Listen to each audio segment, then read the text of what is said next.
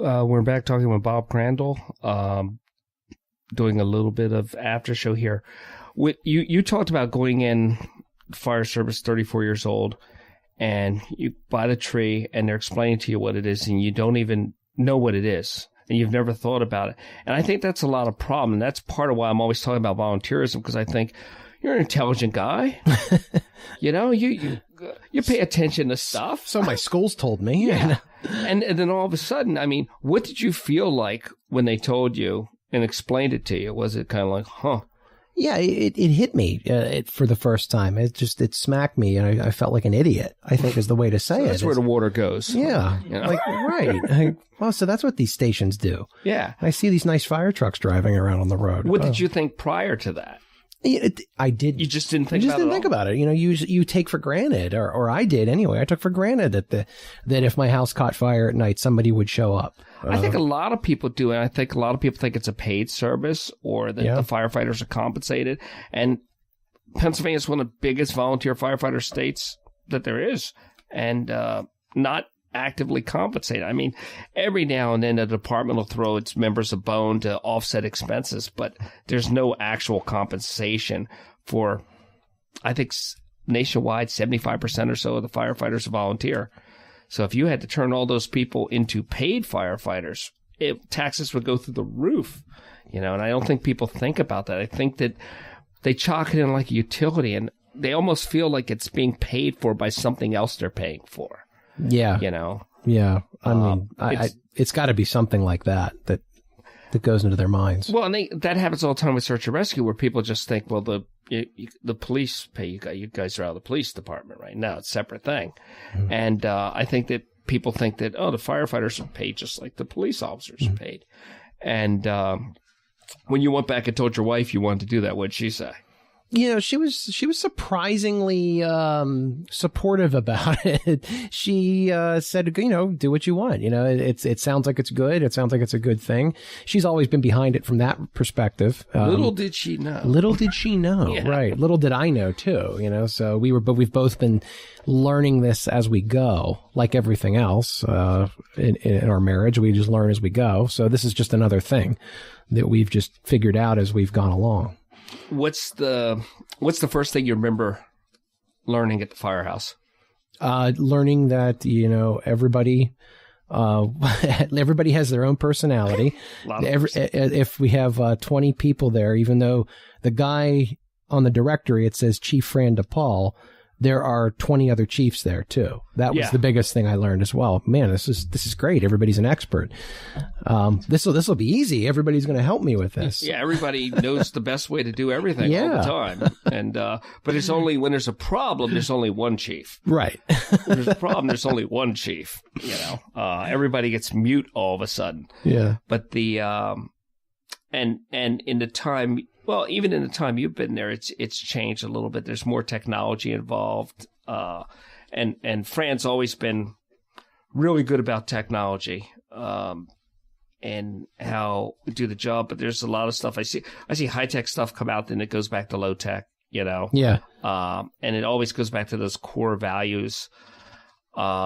He's definitely not reckless about it in the sense that anytime we come up, we find gadgets all the time and he finds them all the time, but it's not, he's very measured about it. He'll support it if it's good. Yeah. And it's tough to do when you've got, 20, 30, 40 people coming at you with the best idea in the world all the time. You've got a lot of stuff to weigh out constantly. One of the things you see there is that more of the job is keeping the firehouse up and ready to be there when it's needed than actually fighting fires. Yeah. It's like a pyramid. At the tip of the pyramid is fighting a fire. Below it is just all of the stuff that supports that, the fundraising, the hall rentals, the work to keep the place running, to keep the heat on. It's amazing. All the background work. All the people that support it, the families that support their family members that go there. And I think one of the things that he did that was good and was that he tried to, like it wasn't his youth, because he's been a firefighter since he was about 4 years old or something. And I'm safe saying that because he doesn't listen to my show because he won't come on it there. But he tried to make it more of a community thing, bringing the carnival back and everything. And I saw people fight him on those things, and he held his ground, and he was without going to his head. He was always right. Yeah, he was always right because he thought out a bigger picture of it. And the carnival, the tree sales, they're all community-based things, and it's helping community. You see the same people repeatedly at tree sales every year that come back to support the fire department. Yeah. And well, you know what it's like. It's not enough to just do your job anymore. It's not enough. You have to remind the public of your job and that your role in things, because people tend to forget it. Yeah, they do, and it's really a slippery slope in emergency services, because you don't want to hype. You don't want to hype yourself too much where you look like you're enjoying the tragedy, but really your job comes into play on the worst day of people's lives. Yeah. And you want to be there for them. And we're back to that evil money. That's what helps you be there for them at that time. Because the fire service, for the most part, I know there are places they are, but here they don't charge. There's no charge for it. Yeah. If when you burn that popcorn and $2 million worth of equipment rolls up and a bunch of people, nobody ever rolls out their checkbook and says, "What do I owe you guys?" Because it's just assumed. Yeah. But if your car breaks down and the guy has to tell you, it says $250 or I'm not moving you, that's kind of the world we live in. Yeah, that's right. The big things aren't, they're still based on the need to help your fellow man, help your fellow person. And I don't think people realize that. We've seen a decline in volunteers over time because there's not the incentive. I don't see the drive. People don't want to go outside their comfort zones, and their comfort zones are their parents' basement and the internet. Yeah. And it's just, we don't see as many people. And one of the things you have, like somebody like Chief DePaul, you have the exhaustion of seeing thousands of people come through that door that are going to change the world, and they just and they've got the greatest ideas, and they're just like flash in the pants, and they're gone in 6 months or a year. Yeah, that's true. And every one of them, I know from my own experience, just ages you. Yeah. And you almost, like my assistant chief, for better or for worse, he pretty much, except for function training wise and on a mission, he ignores you for 6 months. If you're still there in 6 months, he'll learn your name. So he does the method of, I'll let you kind of train yourself, almost your own, like you're on your own in a probationary status. And at the end of your probationary status, which is you figuring if you want to be here even. Well, he doesn't want to get any, he thinks of it like, gerbils. Why name them? They don't live that long. And if you get an exceptional one that lasts, you start to see the person around, because there's so many people that come out with good intentions, I'm sure, but then they just don't go anywhere with it. And you want to be careful where you invest your time, because, any wrong move in that department's not there for that community. And then with emergency services, particularly fire and EMS, but particularly fire, when things go south, they go south real fast. And if you have less resources, somebody could die. Yeah. And, people are getting up in the middle of the night and they're going out there to help people without expectation of money or reward, whatever, because they feel that it's the right thing to do. And there's a group of the older people at the firehouse, and every firehouse has this group, and they are the ones that carry that mindset for the community, because new people and people that aren't from the community just don't have that same drive, and they're not that vetted. And I don't know if it's tougher in the suburbs, because in the suburbs you have community, in a city of neighborhoods, and I think they're different things. Yeah, you think in terms of how the people interact with each other. Yeah, and I think that Delaware County has neighborhoods. Because Delaware County is a bunch of people got angry at South Philly and just moved. That's what it seems like to me. Winmore seems to be a neighborhood and have neighborhoods. It's not a community. It's not a community is more.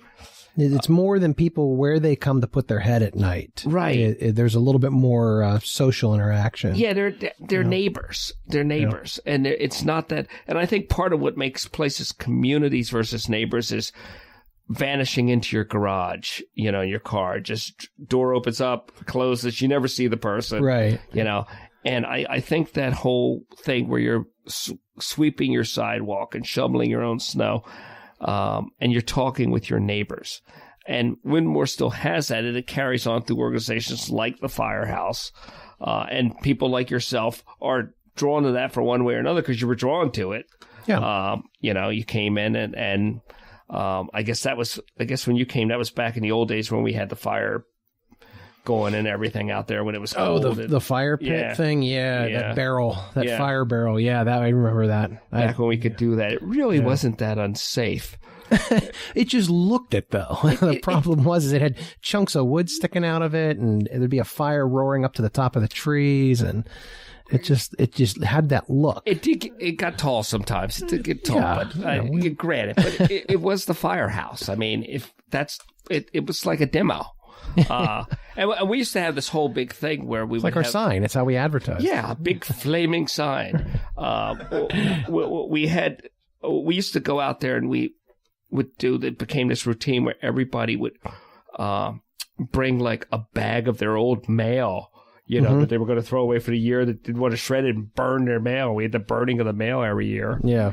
No, I saw, we did that with the new pit. It's just not as cool as, as dramatic as going up to a barrel and just over your head picking your mail up and just throwing it down in disgust.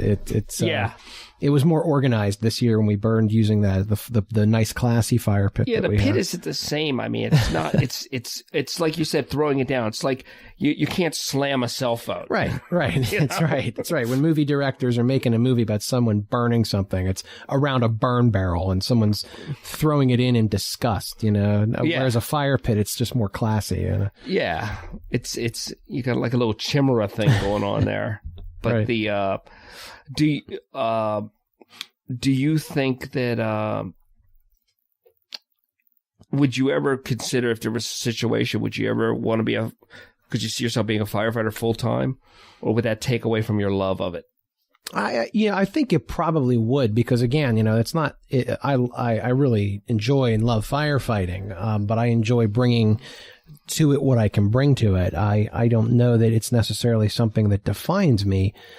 So I don't need to pursue it as a career to get some sort of satisfaction out of it. And there's something nice about, one of the things about volunteering is that you're making a choice. It's like adoption almost. Yeah. It's right. You're making a choice, and that freedom to make the choice is what helps you stay in love with the choice. And when the choice becomes mandated, then that can sour it. Yeah. I've actually just laid a blueprint there for marriage not working potentially, but yeah, right. When you look at it as work, yeah. When you start considering it work and forget that you volunteered for that too. and it's all these things that you have where you have with the cold that we have, and I usually don't date the shows by talking about the weather or anything, but it's been powerful cold, and I hope we don't ever air this in July, but it's been really cold, and the firefighters are called to help when pipes burst.